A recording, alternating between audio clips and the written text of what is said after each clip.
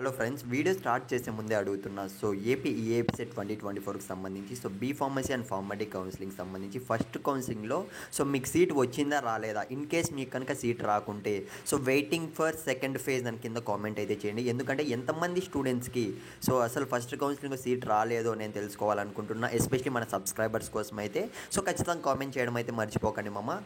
Most of the students అయితే second counselling సంబంధించి అడుగుతున్నారు. ఎప్పుడు ఉంటుందన్న. మాకైతే ఫస్ట్ కౌన్సిలింగ్లో మంచి ర్యాంక్ వచ్చి కూడా నాకైతే సీట్ రాలేదు. నేను అనుకున్న కాలేజ్ అయితే రాలేదు. ఈ విధంగా బాధపడుతున్నారు. మీరైతే ఖచ్చితంగా టెన్షన్ పడకండి, బాధపడకండి. At the same time second counselling ఎప్పుడు ఉంటుంది అన్న దానిపైన అయితే అఫీషియల్ డేట్స్ అయితే రాలేదు. కాకపోతే మోస్ట్ ఆఫ్ ద స్టూడెంట్స్ అడుగుతున్న డౌట్ అయితే కామెంట్స్లో అయితే పిక్ చేసుకొని నేనైతే డౌట్స్ అయితే క్లారిఫై చేయాలనుకుంటున్నాను. ఎందుకంటే స్క్రీన్ మీద అయితే గమనించండి.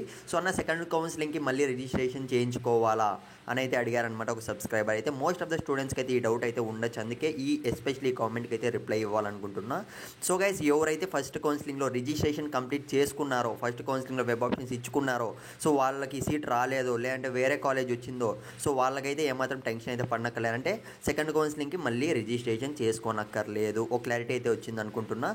ఇకపోతే ఫస్ట్ కౌన్సిలింగ్లో ఎవరైతే రిజిస్ట్రేషన్ అస్సలు చేసుకోలేదు, ఏదో కొన్ని కారణాల వల్ల రిజిస్ట్రేషన్ చేసుకోలేకపోయారు, వాళ్ళు అంటే టైం అయిపోయింది, వాళ్ళు సెకండ్ కౌన్సిలింగ్ స్టార్ట్ అవ్వగానే రిజిస్ట్రేషన్ అనేది చేసుకోవాల్సి ఉంటుంది. ఫస్ట్ కౌన్సిలింగ్ వాళ్ళు అయితే ఆల్రెడీ చేసుకోండి వాళ్ళు అసలు రిజిస్ట్రేషన్ ఫీజు కట్టనక్కర్లేదు, డైరెక్ట్గా వెబ్ ఆప్షన్స్ అయితే ఇచ్చుకోవచ్చు.